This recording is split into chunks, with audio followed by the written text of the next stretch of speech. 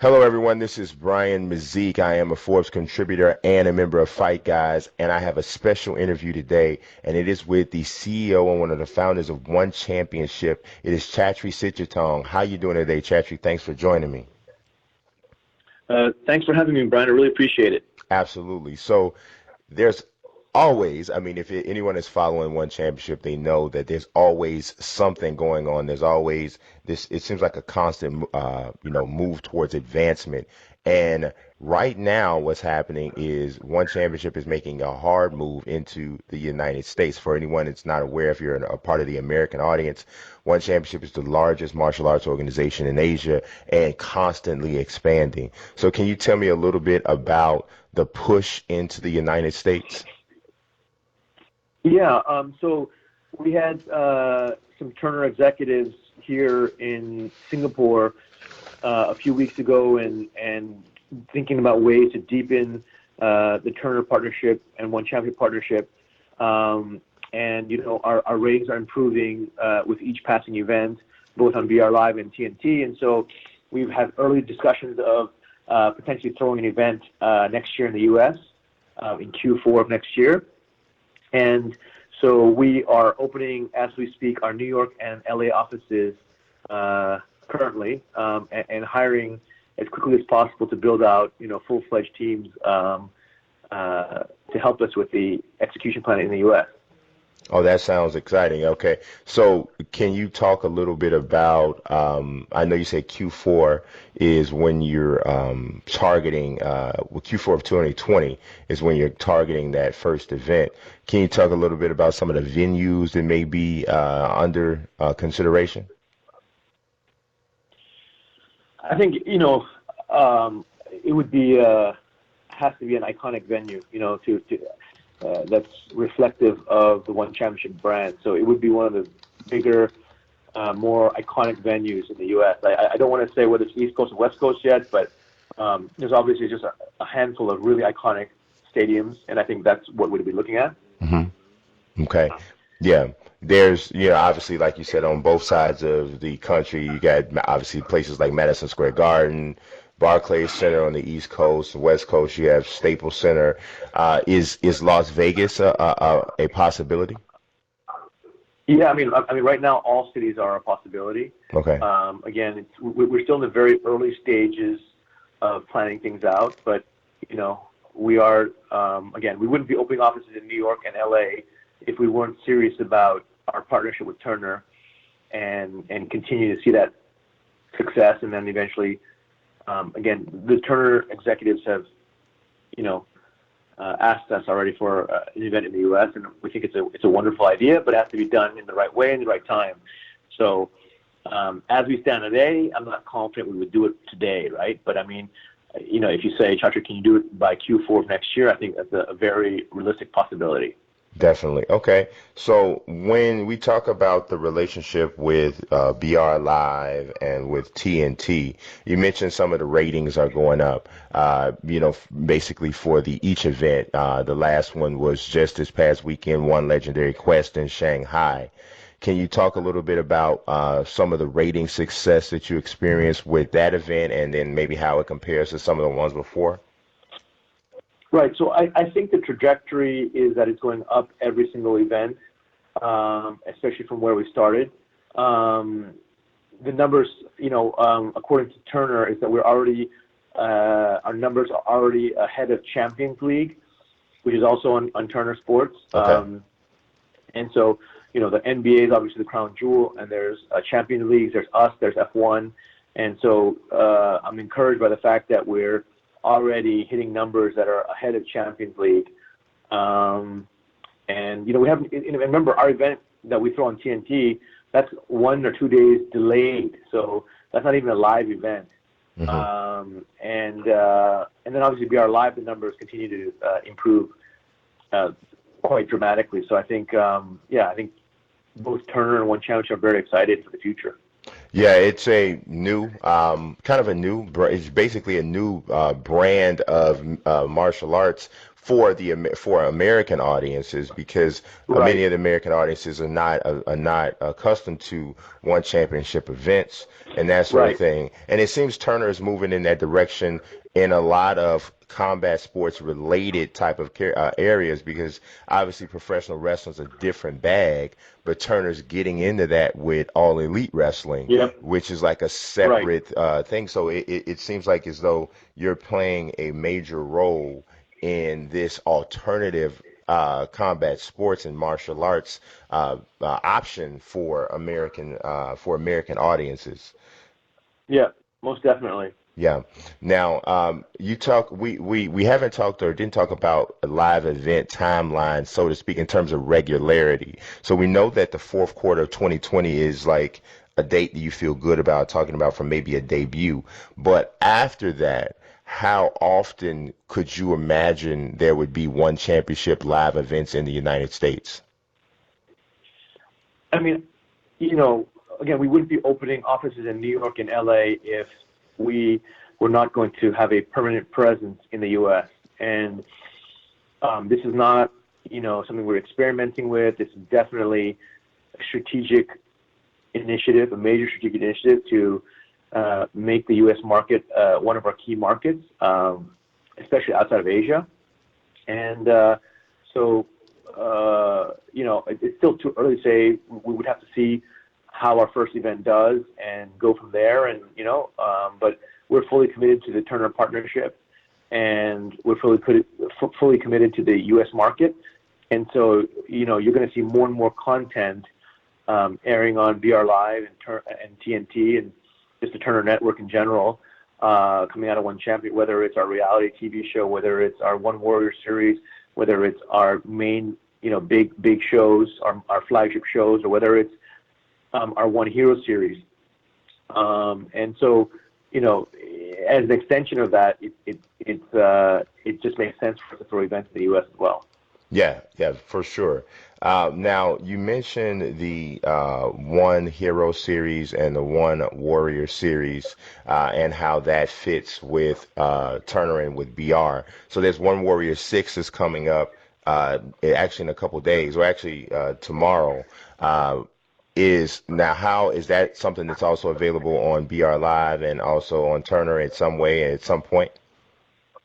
Yeah, exactly. Those all forms of content that One Championship is producing now, we will see on BR Live or TNT, depending on. And so, yeah, I mean, again, I'd say Turner and One Championship are both very happy with the partnership and very excited about just the last few months in terms of the trajectory of growth in terms of viewership numbers. Hmm. And still at the very, very beginning of the partnership, but we're both very excited for the future because obviously Turner is amazing, and they know what they're doing in terms of all sorts of media, especially with sports. Hmm. And for us, they're the perfect partner in the U.S. And I think they also see what makes One Championship so special, in that we're all about values, heroes, and stories.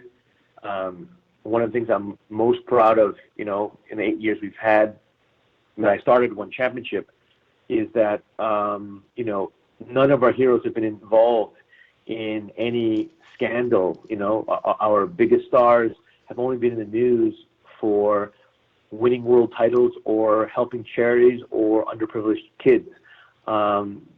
There's never been an incident with any of our biggest stars in terms of the kind of stuff that you see with other promotions, right? In terms of, felonies or drugs or, domestic violence or any of these kind of issues.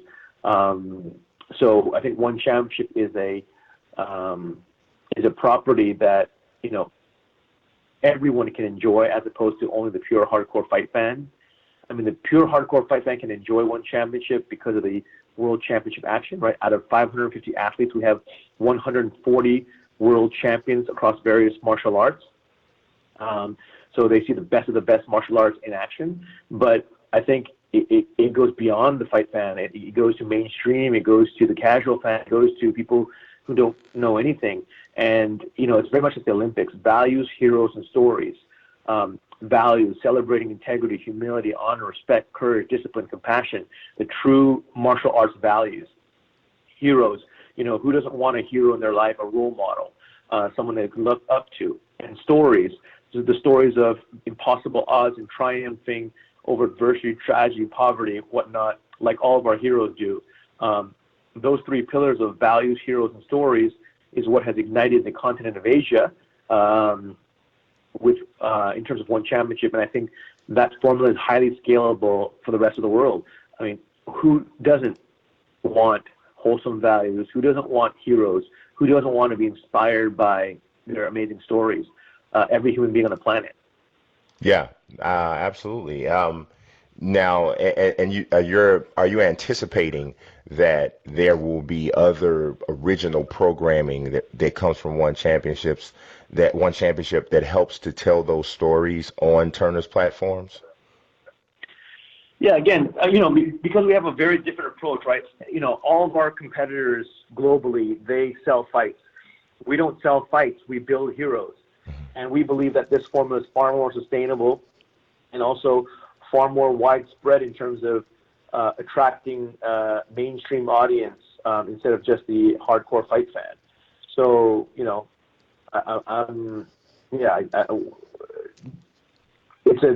one championship is an entirely different brand, entirely different product, an entirely different experience for the fan. And that's why I'm very excited for Americans to witness it. It's just completely different from what they know in today's marketplace in the States. Yes. Okay. Now we've been talking a lot about the Turner deal. Can you share how long is the Turner deal? Are there certain terms in terms of how long and is there some sort of exclusivity in regards to the United States? Yeah, I mean, definitely there's exclusivity for Turner in the U.S. and it's a multi-year deal. I mean, I think both Turner and One Championship are fully committed and are investing for the long term. So I think you're going to see a long-run partnership here. Okay. So looking at something like this is, as far as in the United States, this Right. Turner is the home of One Championship as far as it Correct. works in the United States. Right. Okay. Right. Correct. Right. Now, late last year and the early part of this year, uh, One Championship signed a slew of well-known American mixed martial artists and martial artists. So there was obviously the Eddie Alvarez signing, and then there was the historic trade that brought Demetrius Johnson to One, and then there was the signing of Sage Northcutt at the beginning of 2019. So can you talk a little bit about what it's been like having them in the fold, what you see for them in the future? Um, you know, it's funny you asked that question because the incoming demand from athletes from all over the world wanting to be a part of One Championship has exploded ever since they joined. And even today, this last week, I was just looking at all the incoming requests. It's literally been it's the highest in history in terms of big names from around the world. So obviously, with a bunch of them, we're waiting for their free agency status because we can't talk to them. We've informed their agents or the athletes themselves who reach out to us, and some of them are already in discussions with us right now. I think DJ, Eddie, and Sage, and Yushin Okami and Yoshihiro Akiyama, those are just the very beginning of what I think are going to be, just the very beginning of our globalization of our roster. Okay, now you're getting a ton of requests. Like on a if you were to guess and like just pull a number out, how many requests are you getting from mixed martial artists or martial artists all across? I mean, because that's the one thing that everybody needs to know in case they're not aware of. One Championship is more than just mixed martial arts. It has Muay Thai, it has kickboxing. There was a boxing event last year with Sri Sakatsu Rangwasai. So this is like more or less all encompassing of all martial arts. So these requests, if I'm not mistaken, and correct me if I'm wrong, Chatri, can come from people outside of MMA, correct? Yeah, absolutely, absolutely. I mean, that's another thing that's different for one championship versus our competitors. You know, we are the home of martial arts, and we showcase athletes and we showcase bouts from various styles. So whether it's mixed martial arts, Muay Thai, kickboxing, boxing, Brazilian Jiu-Jitsu, judo, karate, lutue, sanda. You know, we've showcased a whole gamut of different types of martial arts on our platform, and I think you're going to see that going forward. And it's something that resonates, you know, very deeply with our fan base. The fact that in one show they're going to be able to see 4 or 5 different sports, but the world's best world champions go at it, and so it's you know, super exciting. In addition to obviously the values, heroes, and stories. So you know, it's our brand and our product is totally different from anything that North America's ever seen. And so I think it's going to be a lot of fun once we, you know, go full steam ahead in the U.S. Yeah. So is there how many around about like if you I know you don't know exactly the same number, but if like what's on a normal day when you're getting requests, how many are you genuinely getting from interested fighters? Well, I would say the number is probably up around 500% on Wow. average in terms of big stars wanting to sign with one championship. And yeah, there's just so many names. You know, and I don't want to say anything until we've actually signed them, so I'd rather not talk about it. But you're going to see some announcements in the coming weeks and the coming months. And you know, people thought that DJ and Eddie and Sage was incredible news or surprising news. I think people are going to be in for a shocker when they see who else is going to be joining one championship. That's very interesting. It's very exciting. It's going to actually it will shine even a brighter light, especially if those martial artists are Americans or even not even just Americans, but martial artists who are well known or have really established Right, their popularity in the United States. Because right, thing about right, it is Yushin Okami is obviously is not American and neither is Yoshihiro Akiyama, best known as right, Sexy Yama to many people, but if you have followed American martial arts, you know who right, those guys are. You've seen them compete. We've right, seen, I mean, you right. know, Yushin Okami taking on Yeah, Anderson Silva twice, you know, so we know who those people, who those guys are. So to see them sign at one championship is definitely a name recognition thing. Now, one question I wanted to ask, and this is something that I think is interesting, right?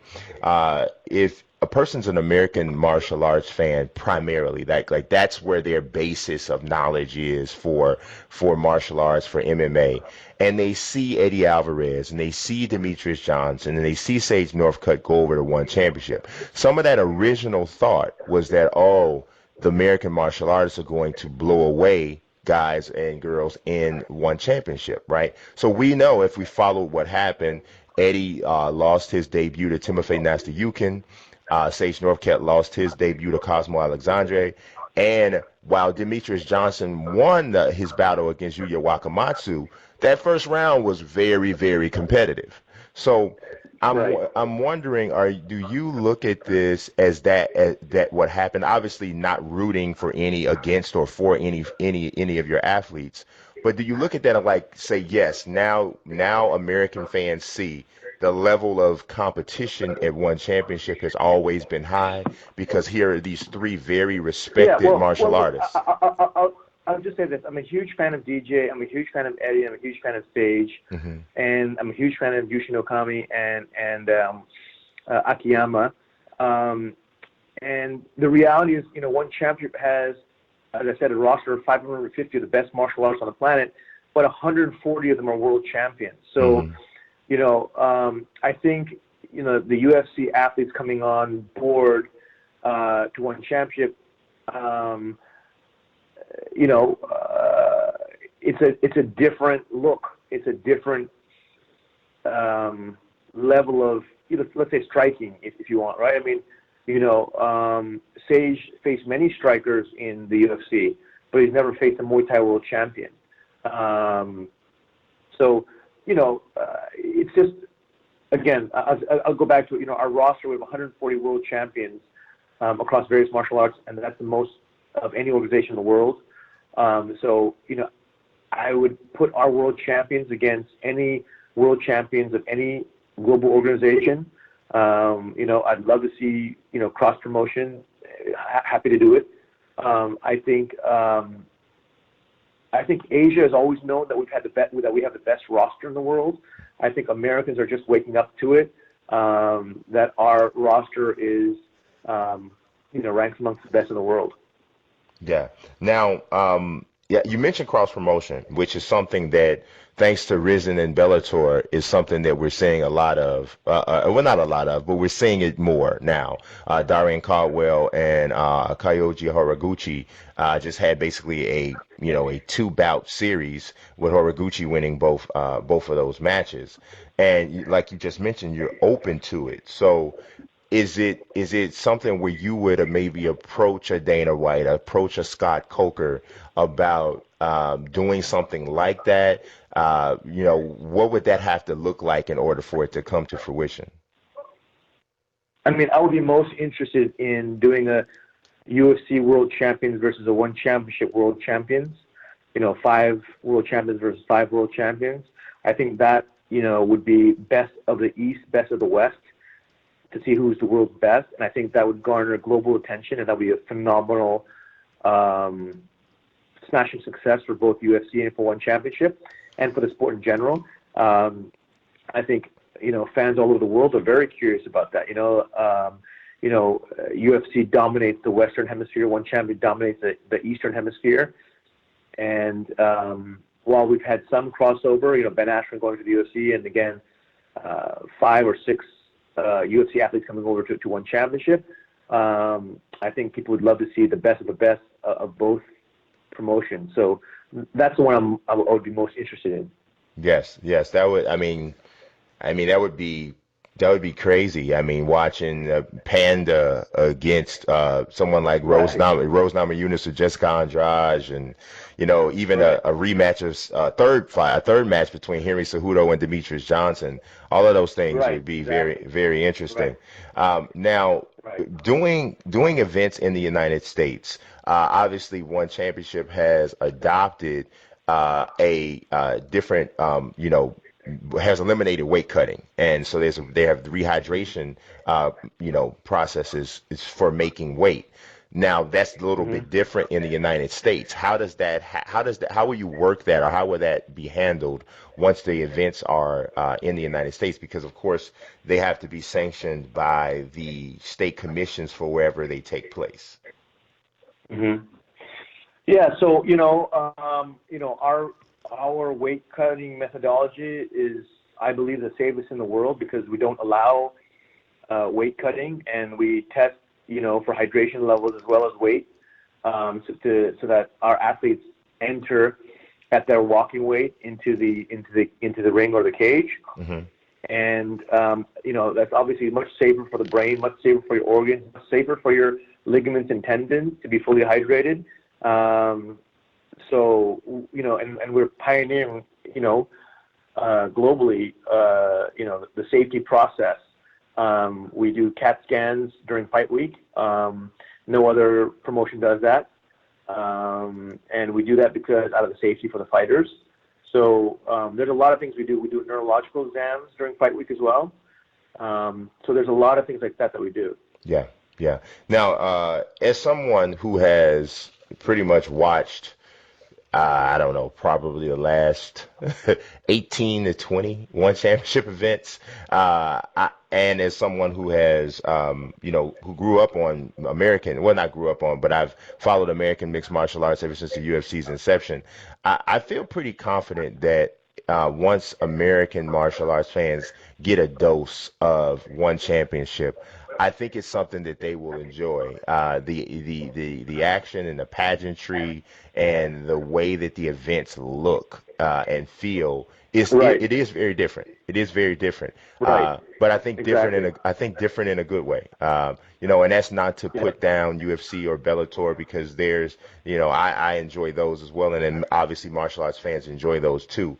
But I do think that there is something. There's some great value in one championship, and also think that there's room for it to flourish in the United States. So I'm hoping to see that happens, because overall it's great for the sport, as you mentioned. Right. Yeah. So, Yeah. I mean, look. How many types of hamburger chains are there in America? There's In-N-Out Burger. There's Shake Shack. There's Five Guys. There's and let's say soft drinks. There's Coke. There's Pepsi. right. In terms of cars, there's Tesla. There's Mercedes Benz. There's Toyota. There's GM. I definitely agree with you. I would say UFC and One Championship have completely different products, both stadium experience-wise, both broadcast-wise. But I would argue both UFC and One Championship has the best rosters, and the best martial arts on the planet. So it's just a different product. And I think, some days you want to eat a hamburger. Some days you want to eat, some days you want to eat an In-N-Out Burger, and some days you want to eat a Burger King burger. So I think there's definitely room for all the players. Yeah, right. Now, is there anyone right now, and I'll definitely let you go after this one, Chatri. Is there any free agent right now that's available that is not currently attached to someone that you can say, hey, we are interested in this man or woman in potentially coming to one? Because I saw you did a Facebook post about a couple weeks ago, and you said you were talking to all of your followers, which I thought was really awesome. The level of engagement I thought was awesome. You said, who would you like to see me sign? And if anybody hasn't seen this, if you would have seen the list of responses, I mean, it was just like it was like just scroll after scroll after scroll. Right. So is there Right. anybody who you can kind of expound upon and say, yeah, well, we have looked at him or we have looked at her and thought about that? Yeah, I'm gonna say, look, I think, we're gonna make some announcements in the near future, and stay tuned. But there are a lot of free agents out there, and there's a lot of athletes who are testing free agency. So, I think there's a little bit of musical chairs going on, and I think, but I think it's gonna be good for everyone. Yeah, So, yeah. I do think that the movement, free agency is great for every sport, and I think that right. what you guys did at the end of last year and the beginning of this year kind of brought this different feel to the sport. And if anyone follows the NBA, they know the free agent period is just about as exciting as the gameplay. I mean, Yeah, that's true. so it's there. Yeah. I did think of a couple other things. Vitor Belfort is signed with you guys, but Right. there hasn't been an announcement of his first bout. Yeah. I know there was some Well, interest for Roy. Vitor's still injured, so Vitor still has a shoulder injury that he's rehabbing. Okay, But he'll be ready probably in the September, October, November timeframe, I think. okay, But he's, he just had shoulder surgery a few months ago, several weeks ago, I believe. okay. So, he's got to come to full rehab and start, training heavy again. And he trains all the time still. He's very fit, but he's not fight ready per se. Right, right. So, Any truth or legs to the talk about him maybe taking on Roy Jones with one championship? yeah, we have spoken to Roy Jones and his management team, and I'd say we're still in discussions. Okay. Okay. And lastly, we're coming to an end of the one lightweight Grand Prix, and we're in the semifinals of the men's flyweight Grand Prix. Is there Right. any possibility of maybe another Grand Prix for a different weight class? Because the Definitely. welterweight division seems like it could definitely it would be huge. Yes, definitely. We'll have more Grand Prix every year, so you'll see that more and more. Okay, great. All right, Chatri, I really appreciate you Okay, taking this thanks so time to much. talk to me. Thanks so much for for jumping on, and hopefully we get a chance to talk again when you have some of those announcements that I can't wait to talk about. Okay, awesome. Hey, thank you so much, Brian. Appreciate your time, and take care. Have a good night. All A good right, day. you Take care. too. Bye-bye. All right.